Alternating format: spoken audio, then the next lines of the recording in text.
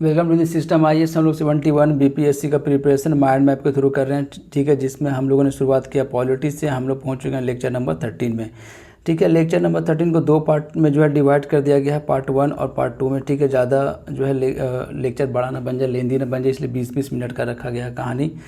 ठीक है, हम लोग जो है फर्स्ट पार्ट कंप्लीट कर चुके हैं, आगे हैं पार्ट 2 में। देखते हैं पार्ट 2 में क्या क्या कहानी है। ठीक है, सबसे पहले हम लोग पढ़ेंगे स्टेट लेजिस्लेचर के बारे में, जिसमें हम लोग लेजिस्लेटिव असेंबली देखेंगे और लेजिस्लेटिव काउंसिल, यही सब सारा चीज़ को हम लोग पढ़ने वाले हैं। स्पीकर, बिल, ऑर्डिनेंस, ये ऑर्डिनरी बिल, ठीक है, गवर्नर का क्या कहानी है, ठीक है, मनी बिल, हर एक चीज़ को देखते हैं। एक एक करके चीज़ों को शुरू करते हैं हम लोग। सबसे पहले पढ़ते हैं लेजिस्लेटिव असेंबली के बारे में। लेजिस्लेटिव असेंबली में क्या है, elected directly by the people. ये बात आपको याद रखना है कि जैसे कि लोकसभा का जो मेंबर है वो डायरेक्टली इलेक्टेड होता है, ठीक उसी तरीके से लेजिस्लेटिव असेंबली का जो मेंबर होता है वो डायरेक्टली इलेक्टेड होता है पीपल के द्वारा। ड्यूरेशन 5 साल का होता है। ठीक है, मिनिमम एज 25 साल होना चाहिए और रेंज ऑफ द मेंबर, ये इंपॉर्टेंट है, जो अलग दिखेगा आपको यहाँ पे। Range of the member in the legislative assembly is 60 to 500, यानी कि 60 से लेकर 500 के बीच में मेंबर होना चाहिए। किसमें, लेजिस्लेटिव असेंबली में। कम से कम 60 होना चाहिए और मैक्सिमम 500 से ज़्यादा नहीं हो सकता है। नॉमिनेटेड मेंबर नहीं, पढ़ चुके हैं हम लोग। ठीक है, एक सीट था एंग्लो इंडियन का, जो कि डिसकंटिन्यूड कर दिया गया by the 104th constitutional amendment act 2019। पिछले वाले लेक्चर में भी ये चीज़ को हम लोगों ने देखा था कि लेजिस्लेटिव असेंबली में जो कोई नॉमिनेटेड मेंबर नहीं होता। एक एंग्लो इंडियन का कहानी था जो कि ख़त्म कर दिया गया है। 104th कॉन्स्टिट्यूशनल अमेंडमेंट एक्ट 2019 बार बार इसलिए पढ़ रहे हैं क्योंकि ये रिसेंट ही मान के चलो। ठीक है, कहानी बन सकता है, सवाल आ सकता है। रिजर्वेशन का क्या कहानी है, SC/ST according to their population, और इसको बढ़ा दिया गया 2030 के लिए। ठीक है, सेंटर में भी वही कहानी है सेम। ठीक है, कि लोकसभा में जो है वो 2030 तक जो है रिजर्वेशन को बढ़ा दिया गया है SC/ST के लिए। ठीक है, पॉपुलेशन के हिसाब से जो है वो मिलेगा रिजर्वेशन भैया। ठीक है, इसको 2030 तक बढ़ा दिया गया है by the 104th constitutional amendment act continued. ठीक है, टिल 2030। अब हम लोग पढ़ते हैं लेजिस्लेटिव काउंसिल के बारे में क्या कहानी है। लेजिस्लेटिव काउंसिल का, ठीक है, मेंबर बनने के लिए एज कम से कम 30 साल होना चाहिए। ठीक है, एक बार एज का सारा कहानी देखते हैं हम लोग।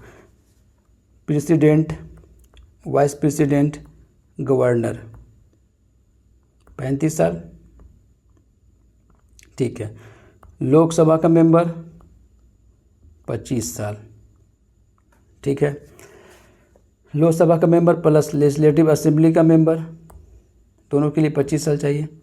ठीक है, आप राज्यसभा का मेंबर ले लें या लेजिस्लेटिव काउंसिल का मेंबर ले लें, दोनों के लिए चाहिए 30 साल।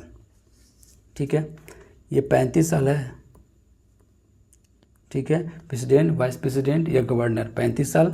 ठीक है, राज्यसभा या लेजिस्लेटिव काउंसिल 30 साल, लोकसभा या लेजिस्लेटिव असेंबली 25 साल। ठीक है, आगे चलते हैं। एज ऑफ द मेंबर 30 साल होना चाहिए। ठीक है, और ड्यूरेशन 6 साल का होता है।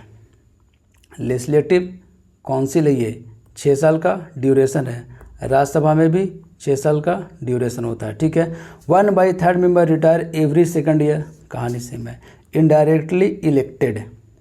ठीक है, आगे चलते 1/3। अब देखो ये यहाँ से सवाल आ जाता है कि 1/3 मेंबर जो है बाय लोकल बॉडीज़ के थ्रू, यानी कि म्यूनसिपैलिटीज़ वगैरह ये सब हो गया।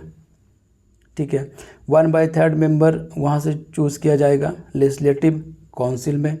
1/12 मेंबर बाय ग्रेजुएट्स लोग जो है उनके द्वारा जो है 1/12 मेंबर चूज़ किया जाएगा। 1/12 मेंबर बाय टीचर्स के द्वारा जो है 1/12 मेंबर हो गया। The remaining is nominated by the governor, और जो बच गया वो गवर्नर के द्वारा नॉमिनेट किया जाता है, जो कि 1/6 मेंबर है जो नॉमिनेट किया जाता है गवर्नर के द्वारा in the field of art, science, architecture, यही सब सारा कहानी है। आगे चलते हैं।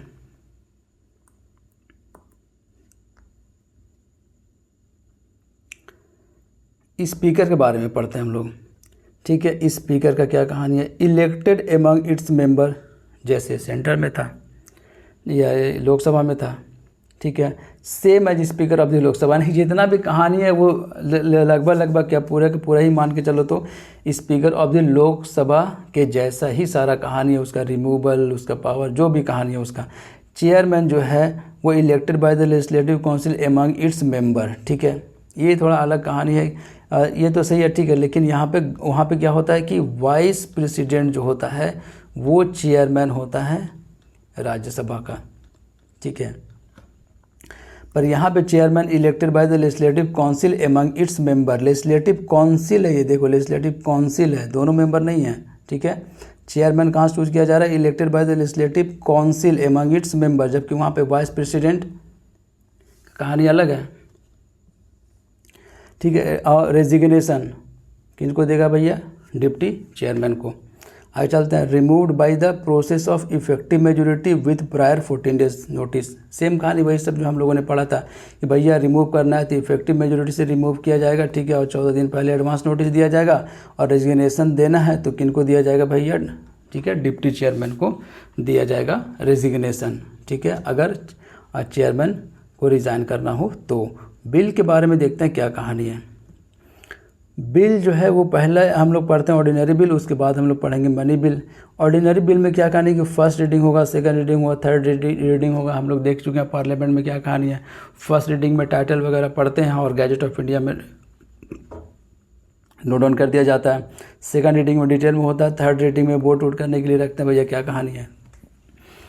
इस तरीके से कहानी चलती आगे कि सेंड टू सेकंड हाउस। अब जब सेकंड हाउस में जाएगा सारा कहानी तो फर्स्ट रीडिंग होगा, सेकंड रीडिंग होगा, थर्ड रीडिंग होगा, ठीक है, सेम उसी के जैसा।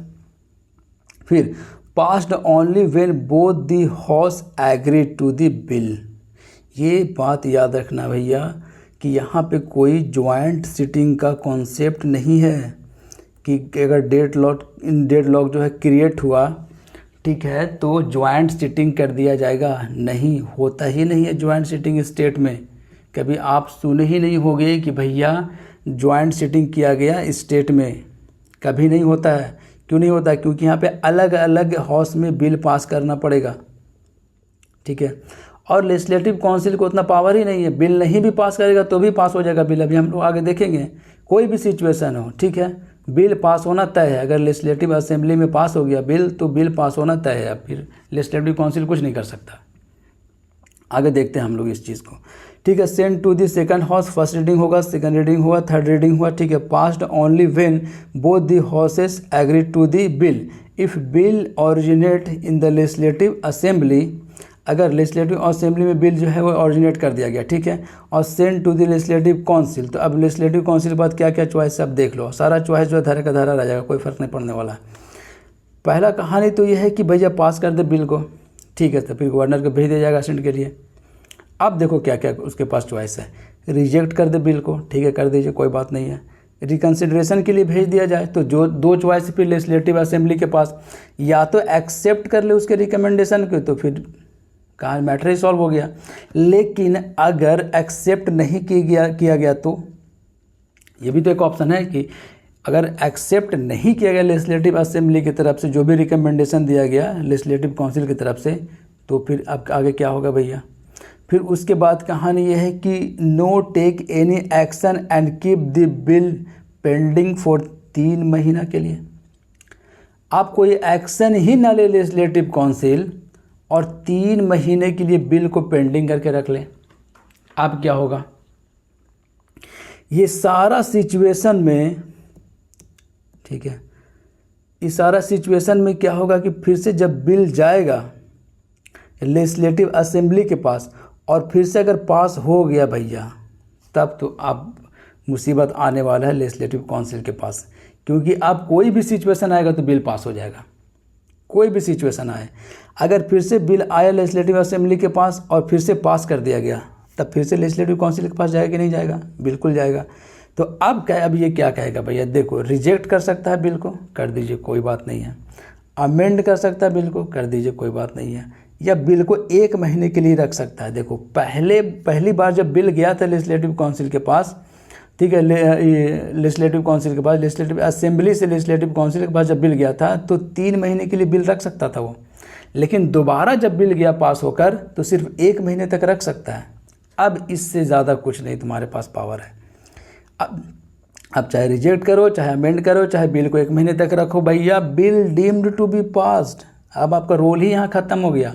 जो पावर दिखाना था दिखा लिए, ठीक है। पावर क्या दिखाए, सिर्फ बिल को डिले कर दिए। कितने महीने के लिए, 4 महीने के लिए। 3 महीना जो है पहला फेज़ में आपने डिले किया, और दूसरा बार जब बिल गया तो वहाँ पे आपने 1 महीना डिले कर दिया। आपके पास पावर कुछ नहीं था, बस डिले कर दिया आपने, ठीक है।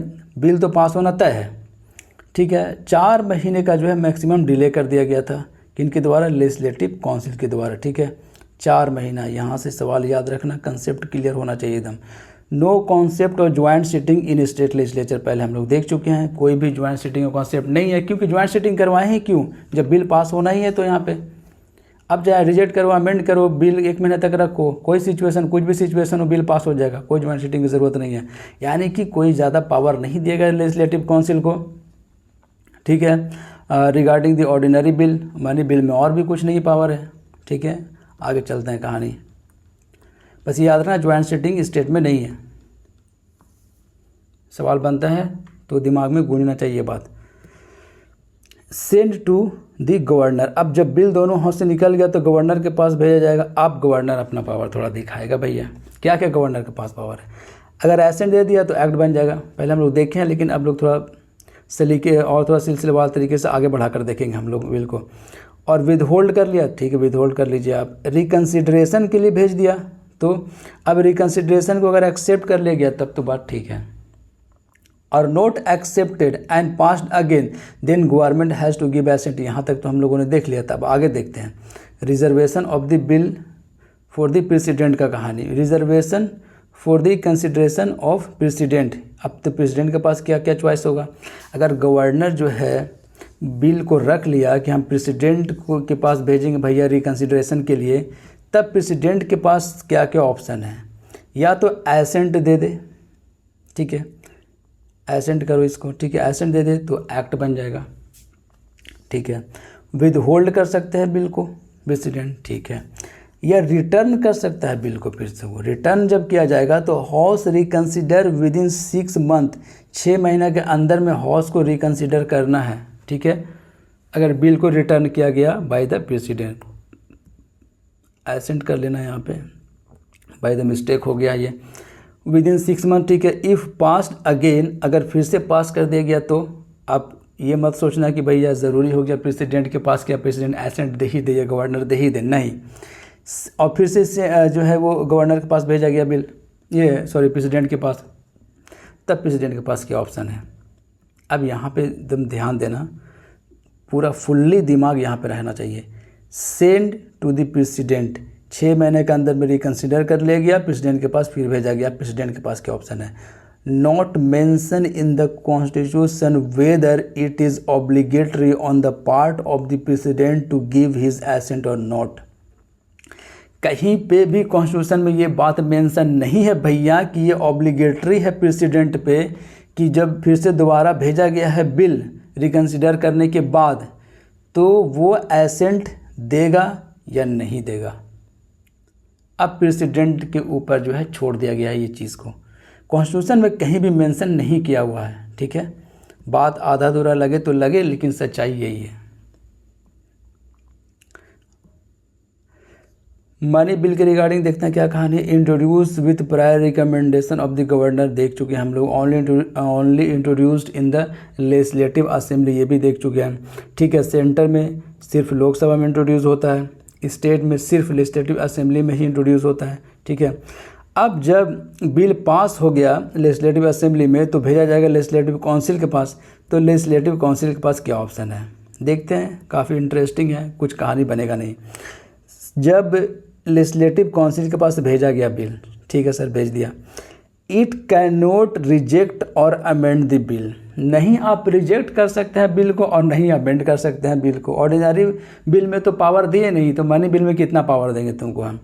ओनली रिकमेंडेशन, सिर्फ रिकमेंड कर सकते हो, चलो कुछ इज्जत तुम्हारा रखते हैं और थोड़ा रिकमेंडेशन कर सकते हो तुम, लेकिन एक्सेप्ट कर लिए तो भी बिल पास होगा, एक्सेप्ट नहीं किए तो भी बिल पास होगा, if note return the bill with in 14 days तो भी बिल पास होगा। यानी कि इनडायरेक्टली एक तमाचा लगाएंगे तुमको हम कि भैया रिकन्सिडर करने के लिए तुम भेजे क्यों, और जब भेज दिए हो तो कोई भी सिचुएशन हो बिल पास होना तय है।